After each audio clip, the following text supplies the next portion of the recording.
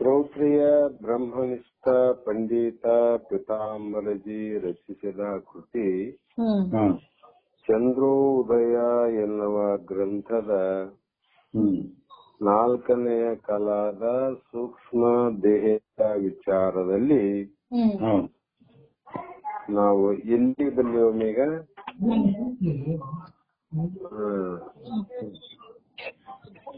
ವಾಯು ಬಗ್ಗೆ ಹೇಳ್ತಾ ಇರ್ಬೇಕಂತ ಅನಿಸ್ತದ. ಹೌದ್ರಿ, ಅದೊಂದು ಲಾಸ್ಟ್. ಎಷ್ಟನೇ ಪೇಜ್ ಅದು? ಒಂದ್ ನಿಮಿಷ.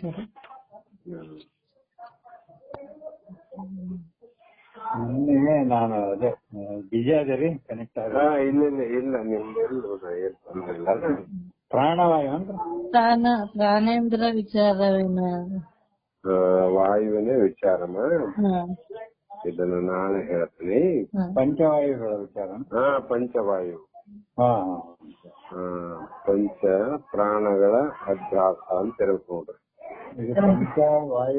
ಪಂಚವಾಯುಗಳ ವಿಚಾರ ಅಂತ ಪ್ರಾಣವಾಯುಗಳ ವಿಚಾರ. Page number 79. ಕರೆಕ್ಟ್ ಕರೆಕ್ಟ್ ರೀ, ನನಗೆ ಗೊತ್ತಿಲ್ಲ. ಇಲ್ಲ 79 ರೀ. ಪೇಜ್ ನಂಬರ್ 79, 88ನೇ ಪ್ರಶ್ನೆ. ಹೌದೌದೌದು, ಪೇಜ್ ನಂಬರು 79, ಪಂಚವಾಯುಗಳ ವಿಚಾರ. ಹಿಂದೆ ಜ್ಞಾನೇಂದ್ರಿಯ ಕರ್ಮೇಂದ್ರಿಯಗಳ ಸಂಬಂಧವೇನು ಅಂತ ಹೇಳಿದಾಗ ಅದಕ್ಕ ರಜೋಗುಣ ಮತ್ತು ಸತ್ವಗುಣ ಇವೆಲ್ಲವೂ ಒಂದೊಂದು ವಾಯುವಿಗೆ ಒಂದೊಂದು ಇಂದ್ರಿಯದಲ್ಲಿ ಕರ್ಮೇಂದ್ರಿಯಕ್ಕೂ ಜ್ಞಾನೇಂದ್ರಿಯಕ್ಕೂ ಸಂಬಂಧವಿದೆ ಅಂತ ಹೇಳಿದ್ರು. ಕಾರಣ, ಒಬ್ಬ ತಂದೆಗೆ 2 ಮಕ್ಕಳಿದ್ದಂತೆ, ಒಬ್ಬ ಹಿರಿಯ ಒಬ್ಬ ಕಿರಿಯ. ಆದ ಕಾರಣ ಅಣ್ಣ ತಮ್ಮರಲ್ಲಿ ಹೇಗೆ ಸ್ನೇಹ ಇದೆಯೋ ಅದೇ ಪ್ರಕಾರ ಒಂದೇ ವಾಯುವಿನಿಂದ 2 ಇರೋದ ಕಾರಣ ಅವುಗಳಲ್ಲಿ ಸ್ನೇಹ ಭಾವ ಇರುವುದು ಅಂತ ಹೇಳಿ ಇವತ್ತು ಪಂಚವಾಯುಗಳ ವಿಚಾರ. ಪಂಚವಾಯು ಅಂದ್ರೆ ತಮಗೆಲ್ಲ ಗೊತ್ತಿದ್ದ ಹಾಗೆ ಪ್ರಾಣವಾಯುಗಳ ವಿಚಾರವನ್ನ ಅಮರ ನಿಘಂಟಿನಲ್ಲಿ ಹೇಗೆ ಹೇಳಿದೆ ಅಂತ ಕೇಳಿದಾಗ ಉತ್ತರ ಪ್ರಾಣ ಉಪಾನ ಸಮಾನ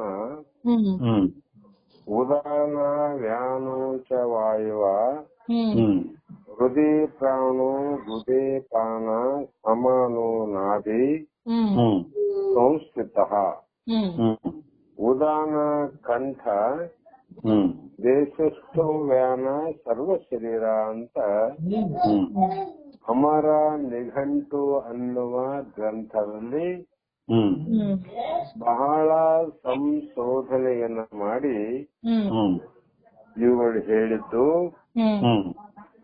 ಈ ಪಂಚವಾಯುಗಳು ಎಲ್ಲೆಲ್ಲಿ ಇದ್ದಾವೆ ಅವು ಇರುವಂತ ಜಾಗವನ್ನು ಇಲ್ಲಿ ಹೇಳ್ತಾ ಬಂದ್ರು. ಹೇಳಿ ಆ ಅಪಂಚಕೃತ ಪಂಚ ಮಹಾಭೂತಗಳ ಸಮಷ್ಟಿ ರಜೋಗುಣದಿಂದ ಆಗಿವೆ ಅಂತ ಹೇಳಿದ್ರು. ಈಗ ಒಂದೊಂದಾಗಿ ಪ್ರಾಣವಾಯುವಿನ ಸ್ಥಾನ. ಪ್ರಾಣವಾಯು ಈ ಶರೀರದಲ್ಲಿ ಎಲ್ಲಿ ಇರ್ತದ, ಆ ಪ್ರಾಣವಾಯುವಿನ ಕೆಲಸ ಏನ್ ಮಾಡ್ತದ, ಆ ಪ್ರಾಣವಾಯುವಿಗೆ ಅಧಿದೇವತೆಗಳ ವಿಚಾರವನ್ನ ನನಗೆ ತಿಳಿಸಿ ಅಂತ ಪ್ರಶ್ನೆ ಮಾಡಿದಾಗ ಪ್ರಾಣವಾಯು ಹೃದಯ ಸ್ಥಾನದಲ್ಲಿ ಇದ್ದುಕೊಂಡು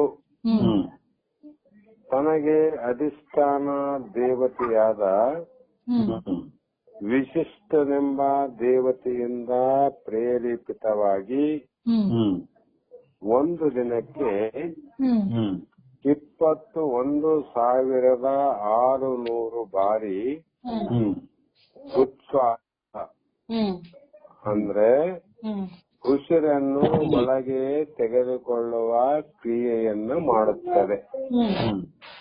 ಇರುವ ಜಾಗ ನಾಭಿ, ಹೃದಯ ಸ್ಥಾನ, ಹೃದಯ. ವಿಶಿಷ್ಟ ಅಧಿದೇವತೆ.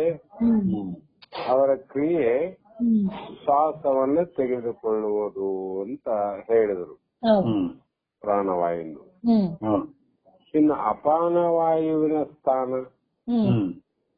ಅದರ ಕ್ರಿಯೆ, ಅದರ ಕೆಲಸ, ಅದರ ಅಧಿದೇವತೆ ಯಾರು ಅಂತ ಪ್ರಶ್ನೆ ಮಾಡಿದಾಗ ಅಪಾನ ವಾಯು ಬುಧ ಸ್ಥಾನದಲ್ಲಿ ಇದ್ದುಕೊಂಡು ತನಗೆ ಅಧಿದೇವತೆಯಾದ ವಿಶ್ವಕರ್ತನಿಂದ,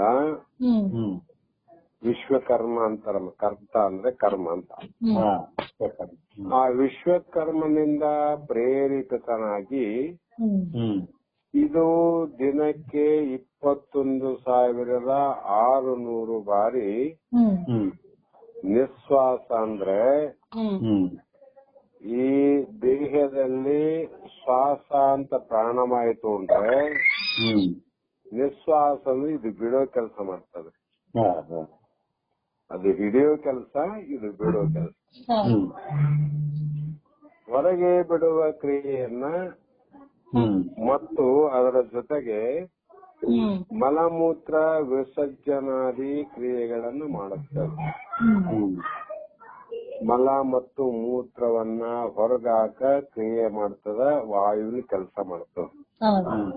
ಯಾವ್ದಮ್ಮ? ಅಪಾನ ವಾಯು.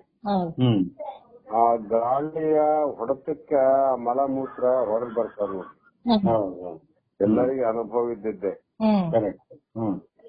ಮತ್ತೆ ಸಮಾನ ವಾಯುವಿನ ಕ್ರಿಯೆ, ಅದರ ಸ್ಥಾನ, ಅದರ ಅಧಿದೇವತೆ ವಿಚಾರವನ್ನು ತಿಳಿಸಿ ಅಂದಾಗ ಸಮಾನ ವಾಯು ನಾಭಿ ಸ್ಥಾನದಲ್ಲಿ ಇದ್ದುಕೊಂಡು, ನಾಭಿ ಅಂತಾರೆ ಅದಕ್ಕೆ ಒಕ್ಕಳ ಬುದ್ಧಿ ಅಂತ ಹಳ್ಳಿಯಲ್ಲಿ ವಿಚಾರವಾದಗಳು ನಾಭಿ ಅಂತ. ತನಗೆ ಅಧಿದೇವತೆಯಾದ ಜಯನಿಂದ ಪ್ರೇರಿತವಾಗಿ ನಾವು ತಿಂದಂತ ಭಕ್ಷ್ಯ, ಭೋಜ್ಯ, ಲೇಹ್ಯ ಮತ್ತು ಚೋಷ್ಟಗಳೆಂಬ 4 ವಿಧದ ಆಹಾರಗಳನ್ನ ಅದು ಜಠರಾಗ್ನಿಯ ಸಹಾಯದಿಂದ ಜೀರ್ಣ ಮಾಡ್ತದೆ ನೋಡಿ. ಆದ್ರೆ ಸಮಾನ ವಾಯು ನಾವು ಊಟ ಮಾಡಿದಂತ ಸಕಲ ಪದಾರ್ಥಗಳನ್ನ ಹುಳಿ ಇರ್ಲಿ, ಉಪ್ಪಿರ್ಲಿ, ಖಾರ ಇರ್ಲಿ, ಸಿಹಿ ಇರ್ಲಿ, ಅದು ಎಂಥದ್ದೇ ಇದ್ರೂ ಕೂಡ ಆ ಆಹಾರವನ್ನ ಜಠರಾಗ್ನಿಯ ಸಹಾಯದಿಂದ ಜೀರ್ಣ ಮಾಡುತ್ತದೆ. ಇದರ ಕ್ರಿಯೆ. ಉದಾನ ವಾಯುವಿನ ಸ್ಥಾನ ಯಾವುದು, ಅದರ ಕ್ರಿಯೆ ಏನು, ಅಧಿದೇವತೆ ಯಾರು ಅಂತ ವಿಚಾರ ಮಾಡಿದಾಗ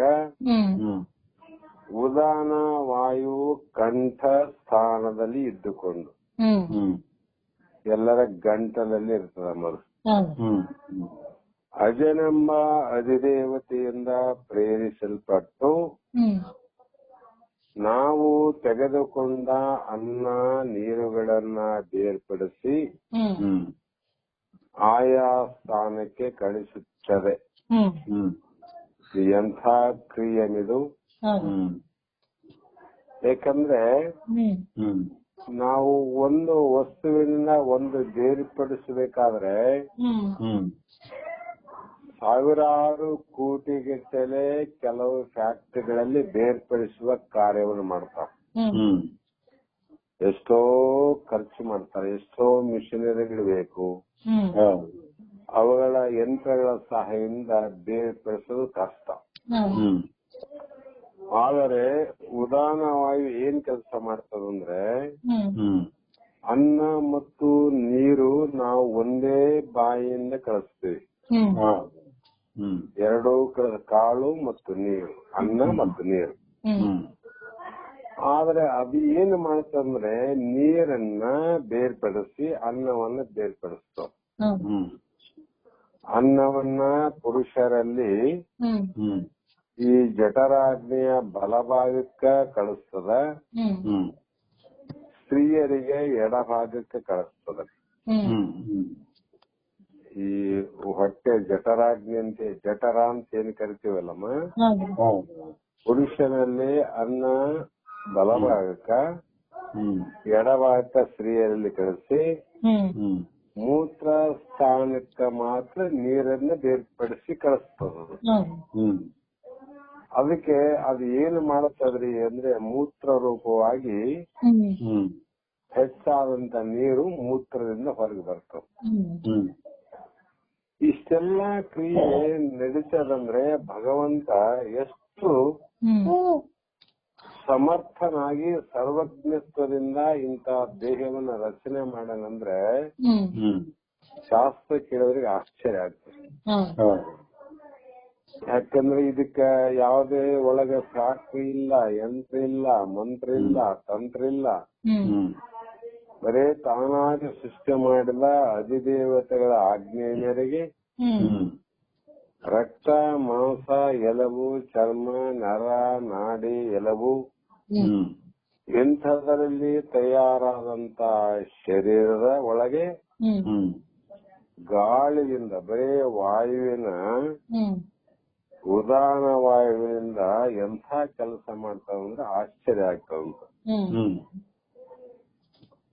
ಅನ್ನ ನೀರನ್ನು ಬೇರ್ಪಡಿಸಿ ಆಯಾ ಸ್ಥಳಕ್ಕೆ ಕಳಿಸಿ ಜಾಗೃತ ಅವಸ್ಥೆಯಲ್ಲಿ ಎಲ್ಲಾ ಇಂದ್ರಿಯಗಳನ್ನು ಅದರದರ ಗೋಳಕ್ಕೆ ಕಳುಹಿಸಿ ಆಯಾ ಕ್ರಿಯೆಗಳನ್ನು ಮಾಡುವಂತೆ ಪ್ರೇರೇಪಿಸಿ ಪುನಃ ನಿದ್ರಾವಸ್ಥೆಯಲ್ಲಿ ಎಲ್ಲಾ ಇಂದ್ರಿಯಾದಿಗಳನ್ನು ಒಳಗೆ ಎಳೆದುಕೊಂಡು ಬಿಡುತ್ತದೆ. ಇಂದ್ರಿಯಾದಿಗಳನ್ನ ಪ್ರೇರಣೆ ಮಾಡಲು ಇದೆ. ಯಾವಾಗ ಪ್ರೇರಣೆ ಮಾಡ್ತದಂದ್ರೆ ಉದಾನ ವಾಯು ಜಾಗ್ರಾವಸ್ಥೆಯಲ್ಲಿ ಸಕಲ ಜೀವಿಗಳ ಇಂದ್ರಿಯಗಳನ್ನು ಪ್ರೇರಣೆ ಮಾಡ್ತದೆ, ಅಂದ್ರೆ ದಬ್ಬುತ್ತದ ಹೊರಗ. ಅವು ತಮ್ಮ ಕೆಲಸ ಮಾಡ್ಲಿಕ್ಕೆ ಪ್ರೇರಣೆ ಮಾಡ್ತದ. ಹೀಗೆ ನಿದ್ರಾವಸ್ಥೆಗೆ ಬಂದಾಗ ಪ್ರೇರೇಪಿತವಾದಂತ ಇಂದ್ರಿಯಾದಿಗಳನ್ನ ತನ್ನತ್ತ ಮತ್ತೆ ಸೆಳೆದುಕೊಂಡು ಅದು ಸುಮ್ಮನೆ ಇರುತ್ತದೆ. ಅದಕ್ಕೆ ನಿದ್ರಾವಸ್ಥೆಯಲ್ಲಿ ಇಂದ್ರಿಯಾದಿಗಳು ಕೆಲಸ ಮಾಡಂಗಿಲ್ಲ. ಇದೇ ಪ್ರಕಾರ ಸ್ವಪ್ನಕ್ಕೂ ಇದೇ ಕಾರಣವಾಗಿದೆ. ಮತ್ತು ಬಿಕ್ಕಳಿಕೆ,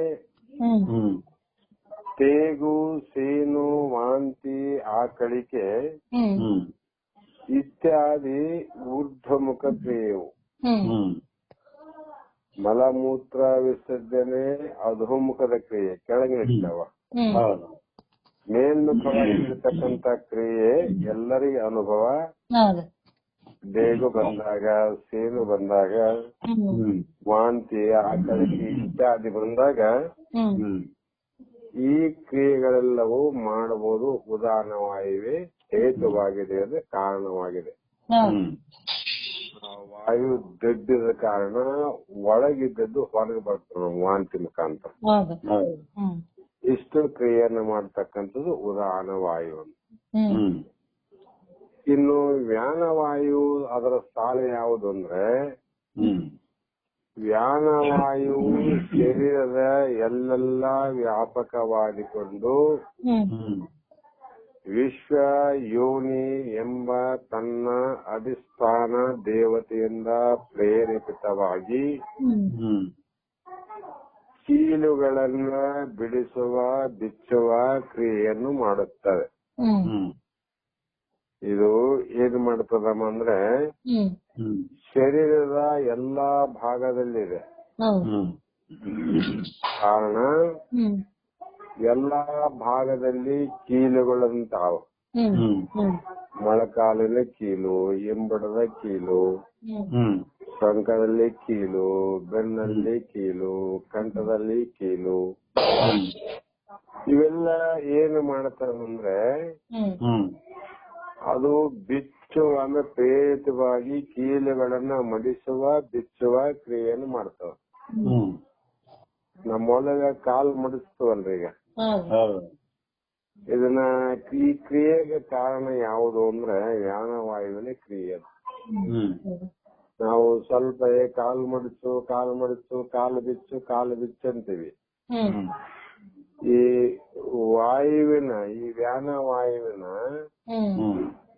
ಪಟುತ್ವ ಕಡಿಮೆ ಆಗಿತ್ತು ಅಂದ್ರೆ ನಮ್ಗೆ ಅವಾಗ ಗೊತ್ತಾಗ್ತದ ಕಾಲ್ ಹಿಡ್ಕೊಂಡವ್ರಿ, ಕಾಲು ಚಾಚಕ್ ಬರೋಲ್ವಿ, ಕಾಲು ಮಡ್ಸಕ್ ಬರವಲ್ವು. ಎಷ್ಟು ದಿನ ಎಲ್ಲ ಆತಿತ್ತು, ಈಗ ಯಾಕಾಗಿಲ್ಲ ಅಂದ್ರೆ ಅಲ್ಲಿ ಆ ಅಧಿದೇವತೆಯ ಪ್ರೇರಣೆ ಕಡಿಮೆ ಆಗಿದೆ, ಅದಕ್ಕೆ ಮಡಿಸ್ಲಿಕ್ಕೆ ಬರೋದಿಲ್ಲ ಅಂತೀವಿ ನಾವು. ಇದಕ್ಕಾಗಿ ಅನಂತ ರೀತಿ ವೈದ್ಯಕೀಯ ಸೌಲಭ್ಯವನ್ನು ಪಡಿತೀವಿ ನೋಡ್ರಿ. ಆ ವೈದ್ಯಕೀಯ ಕ್ಷೇತ್ರವಾದ್ರೂ ಕೂಡ ಆಯುರ್ವೇದ ಅಂತ ಒಂದು. ಆಯುರ್ವೇದ ಅಂತಕ್ಕಂಥದ್ದು ಪರಮಾತ್ಮ 4 ವೇದಗಳ ಏನು ನುಡಿದಲ್ರಿ, ಋಗ್ವೇದ, ಯಜುರ್ವೇದ, ಸಾಮ, ಅಥರ್ಣ ಅನ್ನುವಂತ ವೇದ ಇವು ಮುಖ್ಯ ವೇದ. ಉಪವೇದಗಳು ಅಂತ ಮತ್ತೆ 4 ಉಪವೇದ. ಆಯುರ್ವೇದ, ಅಜಪವೇದ ಅಂತ ಇನ್ನೂ 2 ವೇದಗಳ ಸೇರಿ ಈ ಉಪವೇದಗಳಲ್ಲಿ ಬರ್ತಕ್ಕಂಥದ್ದೇ ಆಯುರ್ವೇದ. ಮತ್ತೆ ಯಾರು ಹೇಳಿದಂಗ ಆಗ್ತಮ್ಮ ಇದನ್ನ? ಪರಮಾತ್ಮ ಹೇಳಿದಂಗ ಆಗ್ತಲ್ಲ. ಉಪವೇದ ಅಂದ್ರೆ ಪರಮಾತ್ಮನ ಉಪವೇದ ಅಂತ. ಯಾಕೆ ಅಂತಂದ್ರೆ ಪ್ರಾರಬ್ಧ ಅನುಸಾರವಾಗಿ ಈ ದೇಹ ಬದುಕಬೇಕಾಗತ್ತೆ. ಇದು ಒಳಗಡೆ ಇರುವಂತ ಸಪ್ತ ಧಾತುಗಳು, ಆಯಾ ಇಂದ್ರಿಯಾದಿಗಳು, ಒಳಗಿರ್ತಕ್ಕಂತ ಅಂತಃಕರಣಗಳು ಸರಿಯಾದ ಚಟುವಟಿಕೆಯನ್ನ ಮಾಡಿದ್ದಾದರೆ ಈ ಜೀವನ ಸಕಲ ಕ್ರಿಯೆಗಳು ಸ್ಥೂಲ ದೇಹದ ಮುಖಾಂತರ ನಡೀತಾವ. ಆ ಕಾರಣದಿಂದ ಭಗವಂತನೇ ಇವೆಲ್ಲವನ್ನ ನಿರ್ಮಾಣ ಮಾಡಿ ಈ ವ್ಯಾನವಾಯು ಇರುವಂತ ಸ್ಥಾನ ಅಂದ್ರೆ ಶರೀರ ತುಂಬಾದಂತಿದೆ. ಇನ್ನ ಇದಕ್ಕೆ ಸಂಬಂಧಪಟ್ಟ ಇನ್ನೂ 5 ಉಪವಾಯುಗಳು. ಆ ಉಪವಾಯುಗಳು ಎಷ್ಟು, ಅವು ಯಾವುವು ಅಂದ್ರೆ ಇಲ್ಲಿ ನಾಮ ಸಂಕೀರ್ತನ ನಾಮವನ್ನು ಹೇಳುವಾಗ ನಾಗ, ಕೂರ್ಮ, ಕುಕರ, ದೇವದತ್ತ, ಧನಂಜಯ ಅಂತ. ಅಲ್ಲಿ ಮೊದಲು ವಾಯು, ಪ್ರಾಣ, ಅಪಾನ, ವ್ಯಾನ, ಉದಾನ, ಸಮಾನ. ಈ ಉಪವಾಯುಗಳು 5. ಈ ಉಪವಾಯುಗಳ ಕೆಲಸ ಏನು, ಕ್ರಿಯೆ ಏನು ಅಂದ್ರೆ ನಾಗವಾಯು ಹೃದಯ ಸ್ಥಾನದಲ್ಲಿರುವ ಪ್ರಾಣವಾಯುವಿನಲ್ಲಿ ಅಂತರ್ಗತವಾಗಿದ್ದುಕೊಂಡು ಪ್ರಾಣವಾಯುವಿನ ಒಳಗನೆ ಈ ನಾಗ ಅನ್ನುವಂತ ಉಪವಾಯು ಅಲ್ಲಿರ್ತದ. ಇದ್ದದಕ್ಕೆ ಅದೇನ್ ಮಾಡ್ತದಂದ್ರೆ ವಾಂತಿ ಮಾಡುವ ಕ್ರಿಯೆಯನ್ನು ಮಾಡಿಸುತ್ತದೆ. ಮೊದಲು ವಾಂತಿನೂ ಮಾಡಿಸ್ತಂತ ಉದಾನ ವಾಯು. ಆದರೆ ಆ ಮುಖ್ಯವಾದ ವಾಯು ವಾಂತಿಯನ್ನ ಮಾಡಿಸಲಿಕ್ಕೆ ಅದಕ್ಕೆ ಒಳಗಡೆ ಇರತಕ್ಕಂತ ನಾಗವಾಯು ಎದ್ದಾಗ ಮಾತ್ರ. ಇಲ್ಲಂದ್ರೆ ನಮ್ಗೆ ದಿವಸ ವಾಂತಿ ಆಗ್ಬೇಕಾಗಿತ್ತು. ದಿವಸ ಆಗಲ್ಲಮ್ಮ. ಯಾಕಾಗಲ್ಲ ಅಂದ್ರೆ ಅದು ನಾಗವಾಯುವಿನ ಕ್ರಿಯೆ. ಅದು ಒಳಗಡೆ ಇದ್ದು ಅದು ಸಮ ಮಾಡ್ಲಿಕ್ಕೆ ಆ ಕ್ರಿಯೆಯನ್ನು ಮಾಡ್ಲಿಕ್ಕೆ ಆಕ್ಟಿವ್ ಆಗ್ತದ ಅವಾಗ. ಮತ್ತೆ ಕೂರ್ಮವಾಯು ಅಂದ್ರೆ ಬುಧಸ್ಥಾನದಲ್ಲಿರುವ ಅಪಾನ ವಾಯುವಿನಲ್ಲಿ ಅಂತರ್ಗತವಾಗಿದ್ದುಕೊಂಡು ಕಣ್ಣು ರೆಪ್ಪೆ ಮುಚ್ಚುವ, ತೆರೆಯುವ, ತುಟಿಗಳನ್ನು ಅಲ್ಲಾಡಿಸುವ ಕೆಲಸವನ್ನ ಮಾಡುತ್ತದೆ. ಕಣ್ಣದಕ್ಕೆ ಮುಚ್ಚಿತವಲ್ಲಮ್ಮ, ಮತ್ತೆ ತೆರಿತೀವಿ. ತುಟಿಗಳನ್ನ ಆ ಕಡೆ ಅಲಗಾಡಿಸ್ತೀವಿ. ಇದು ಯಾವ ವಾಯು ಅಂದ್ರೆ ಅಪಾನ ವಾಯುವಿನಲ್ಲಿ ಅಂತರ್ಗತವಾಗಿಕೊಂಡೇ ಈ ಕ್ರಿಯೆಯನ್ನು ಮಾಡುತ್ತದೆ. ಇದು ಇರುವ ಜಾಗ ಎಲ್ಲಿ ಅಂದ್ರೆ ಕುಕರವಾಯು ನಾಭಿ ಸ್ಥಾನದಲ್ಲಿರುವ ಮೊದಲು ಸಮಾನವಾದ ವಾಯುವಾದ ಮುಖ್ಯವಾಯು, ಆ ಸಮಾನ ವಾಯುವಿನಲ್ಲಿ ಅಂತರ್ಗತವಾಗಿದ್ದುಕೊಂಡು ಅದು ಒಳಗಡೆ ಇದ್ದುಕೊಂಡು ಸೀನುವ ಕೆಲಸವನ್ನು ಮಾಡುತ್ತದೆ. ಇದು ದೇವದತ್ತನೆಂಬ ಉಪವಾಯುವು ಕಂಠಸ್ಥಾನದಲ್ಲಿರುವ ಉದಾನ ವಾಯುವಿನಲ್ಲಿ ಅಂತರ್ಗತವಾಗಿದ್ದುಕೊಂಡು ಆಕಳಿಕೆಯನ್ನು ಉಂಟು ಮಾಡುತ್ತದೆ. ಎಷ್ಟು ವ್ಯವಸ್ಥೆ ಮಾಡಿಬಿಟ್ರೆ ನೋಡ್ರಿ ಭಗವಂತ. ಒಂದೊಂದು ವಾಯು ಸ್ವಲ್ಪ ಸೂಕ್ಷ್ಮವಾಗಿ ಒಂದು ಕ್ರಿಯೆ ಮಾಡ್ತದ, ಇನ್ನೊಂದು ಒಂದು ಕ್ರಿಯೆ ಮಾಡ್ತದ, ಈ ರೀತಿಯಾಗಿ ಉಂಟು ಮಾಡುತ್ತದೆ. ಇನ್ನು ಕೊನೆಯದಾದ ಉಪವಾಯುವಿನಲ್ಲಿ ಧನಂಜಯ ವಾಯು ಅಂತಾರೆ. ಈ ಧನಂಜಯ ವಾಯು ಇದೀಗ ಮುಖ್ಯ ವಾಯುವಿನಲ್ಲಿ ವ್ಯಾನ ವಾಯು ಅಂತ ಹೇಳಿದ್ವಲ್ರಿ, ಅದು ಶರೀರ ತುಂಬಾ ಆದಂತ. ಇದು ಕೂಡ ಶರೀರದ ಎಲ್ಲೆಲ್ಲ ವ್ಯಾಪಕವಾಗಿರುವ ವ್ಯಾನ ವಾಯುವಿನಲ್ಲಿ ಅಂತರ್ಗತವಾಗಿದ್ದುಕೊಂಡು ಈ ವಾಯು ಏನು ಮಾಡ್ತದ್ರಿ ಅಂದ್ರೆ ಮನುಷ್ಯನು ಪ್ರಾಣವನ್ನ ಬಿಟ್ಟ ಮೇಲೆ ಅಥವಾ ಸತ್ತ ಮೇಲೆ ಉಳಿದ ಎಲ್ಲಾ ವಾಯುಗಳು ಪ್ರಾಣದ ಜೊತೆಗೆ ಹೋಗೇ ಬಿಡ್ತಾವ. ಮನೆ ಬಾಡಿಗೆ ಮನೆ ಇದ್ದವನು ಯಜಮಾನ ಮನೆ ಖಾಲಿ ಮಾಡಿದ ಅಂದ್ರೆ ಆ ಯಜಮಾನಿಗೆ ಸಂಬಂಧಪಟ್ಟಂತ ಎಲ್ಲರೂ ಹೆಂಡ್ರು, ಮಕ್ಕಳು, ಸೊಸೆ, ಮೊಮ್ಮಕ್ಕಳು ಒಂದೇ ಸಲ ಖಾಲಿ ಮಾಡ್ತಾರಲ್ಲಮ್ಮ. ಅದ್ರಂಗ ಉಳಿದ ವಾಯುಗಳೆಲ್ಲವೂ ಪ್ರಾಣವಾಯು ಹೋಯ್ತು ಶರೀರದಂದ್ರೆ ಉಳಿದೆಲ್ಲ ವಾಯುಗಳು ಹೊರಟು ಹೋಗ್ತಾವ. ಆದ್ರೆ ಧನಂಜಯ ವಾಯು ಅನ್ನೋದು ವಿಶೇಷ. ಇದು ಸತ್ತ ಮೇಲೆ ಇದ್ದು ಸತ್ರು ಕೂಡ ದೇಹವಾಗಿರ್ತಾವ. ಈ ದೇಹವನ್ನ ನೆಲದಲ್ಲಿ ಹೂಡಿದರೆ ಅದೇನು ಮಾಡ್ತಾವ ಅಂದ್ರೆ ದೇಹ ಉಬ್ಬಿ ಹೊಟ್ಟೆ ದೊಡ್ಡದಾಗ್ತದ, ದೇಹ ಉಬ್ಬುತ್ತದ. ನೋಡಮ್ಮ, ಶರೀರ ಪ್ರಾಣ ಇರುವಾಗ ನಮಗ ಹೊಟ್ಟೆ ದೊಡ್ಡದಾಗ್ಯದ ಸಣ್ಣದಾಗ್ಯದ ಹೋಗ್ತೀವಿ. ಪ್ರಾಣ ಹೋದ್ಮೇಲೆ ಎಲ್ಲಾ ಕ್ರಿಯೆ ನಿಂತಾವ, ಆದ್ರೆ ಶರೀರ ಮಾತ್ರ ದೊಡ್ಡದಾಗ್ತದ, ಬಾಯ್ತದ. ಈ ಬಾತು ಆ ಶರೀರ ಹೊಡೆದು ಹೋಗ್ತದ ಎಲ್ಲಿ ನೆಲದಲ್ಲಿ ಇಟ್ಟಾಗ. ಒಂದ್ ವೇಳೆ ನೆಲದಲ್ಲಿ ಇಡಲಿಲ್ಲ, ಸ್ವಲ್ಪ ನೋಡೋಣ ಅಂತ ಸಮಯ ಕಾದಿವಂದ್ರೆ ಆ ಹೊಟ್ಟೆಯ ಮುಖಾಂತರ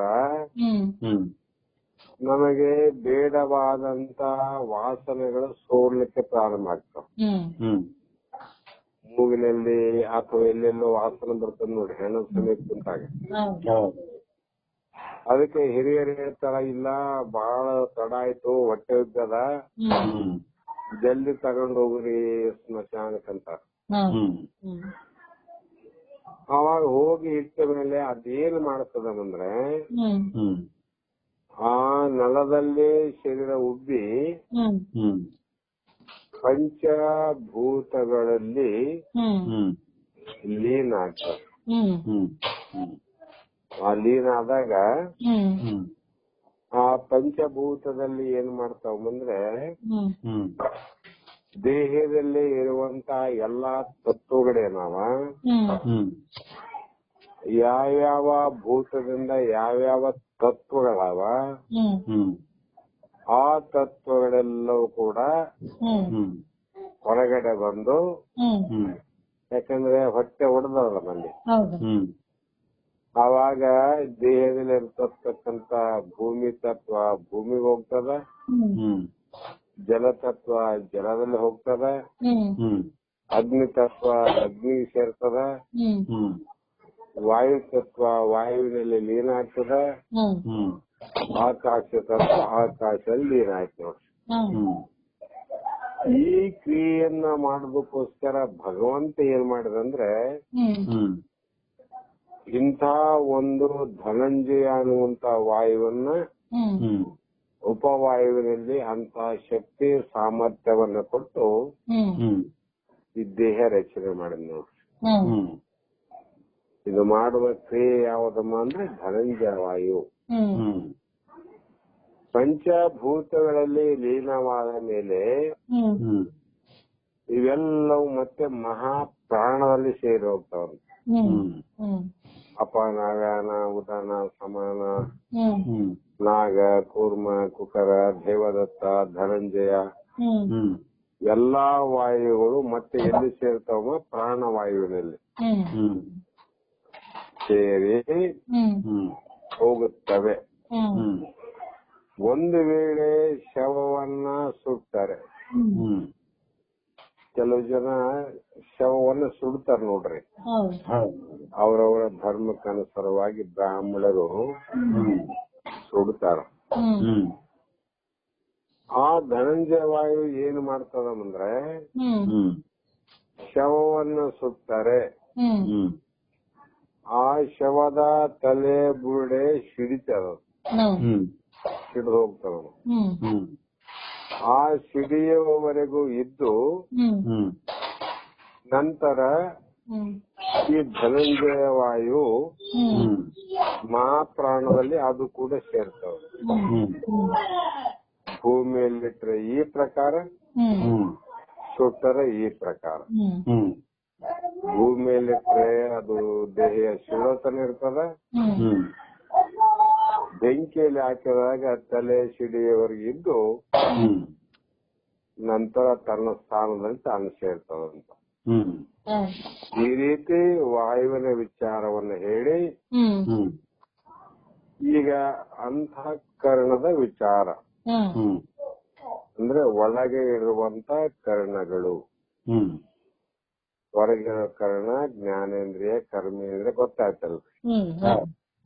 ಈ ಒಳಗಿನ ಅಂತಃಕರಣ ವಿಚಾರ ಅಂದ್ರೆ ಅಂತಃಕರಣವು ಆಯಾ ವೃತ್ತಿಗೆ ಅನುಸಾರವಾಗಿ 4 ಭಾಗವಾಗಿ ನಾವು ಆಗಾಗ ಹೇಳ್ತೇವಲ್ಲ, ಒಂದೇ 4 ಪ್ರಕಾರ ಕ್ರಿಯೆಯನ್ನ ಮಾಡುವಾಗ ಅದಕ್ಕೆ 4 ಹೆಸರು ಬಂದವಂತ. ಒಬ್ಬ ಸಾಮಾನ್ಯ ಒಬ್ಬ ವ್ಯಕ್ತಿಗೆ ಪ್ಯಾಂಟು ಶರ್ಟ್ ಕೋಟ್ ಹಾಕಿದ್ರೆ ಅಧಿಕಾರಿ ಅಂದ್ರು, ಮನೆ ಒಂದು ಪಾರ್ಟ್ ಟೈಮ್ ಜಾಬ್ ಅಂತ ಕಿರಾಣಿ ಅಂಗಡಿಯಲ್ಲಿ ಕೂತ ಅಂದ್ರೆ ವ್ಯವಹಾರಿಕ ಅಂದ್ರು, ಮತ್ತ ರೈತರ ವೇಷ ಹಾಕಿ ಬಾರ್ಕೋಲ್ ಹೆಗಲಿ ಹಾಕಿದಾಗ ರೈತ ಅಂದ್ರು. ಒಬ್ಬನೇ ಆದವನು, ನಮ್ಮ ರೈತ ಆದವನು ಒಬ್ಬನೇ, ವ್ಯವಹಾರಿಕ ಆದವನು ಒಬ್ಬನೇ, ಅಧಿಕಾರಿ ಆದವನು ಒಬ್ಬನೇ. ಯಾಕೆ ಒಬ್ಬನಿಗೆ 3 ಹೆಸರು ಬಂದು ಅಂದ್ರೆ ಆಯಾ ವ್ಯವಹಾರದ ಉಪಾಧಿಯಿಂದ. ವ್ಯವಹಾರ ತಕ್ಕಡಿ ಮುಂದಿತ್ತಂದ್ರೆ ವ್ಯವಹಾರಿಕ ಅಂತಾರ, ಮತ್ತ ಎತ್ತುಗಳು ಮುಂದಿದ್ದು ಬಾರ್ಕೋಲ್ ಹಾಕಿದ್ದಂದ್ರೆ ಇದಕ್ಕೆ ರೈತ ಅಂತಾರ, ಪ್ಯಾಂಟು ಶರ್ಟ್ ಕೋಟ್ ಹಾಕಿದ್ರೆ ಅಧಿಕಾರಿ ಅಂತಾರ. ಇವುಗಳಿಂದ ಇವನಿಗೆ ಹೆಸರು ಬದಲಾವಣೆ ಅದು, ಆದ್ರೆ ಇರೋನು ಒಬ್ಬನೇ. ಅದೇ ಪ್ರಕಾರ ಅಂತಃಕರಣವು ಆಯಾ ವೃತ್ತಿಗೆ ಅನುಸಾರವಾಗಿ 4 ಭಾಗ.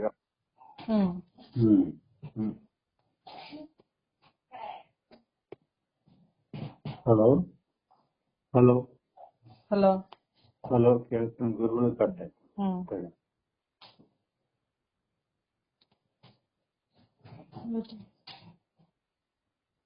ಹ್ಮ್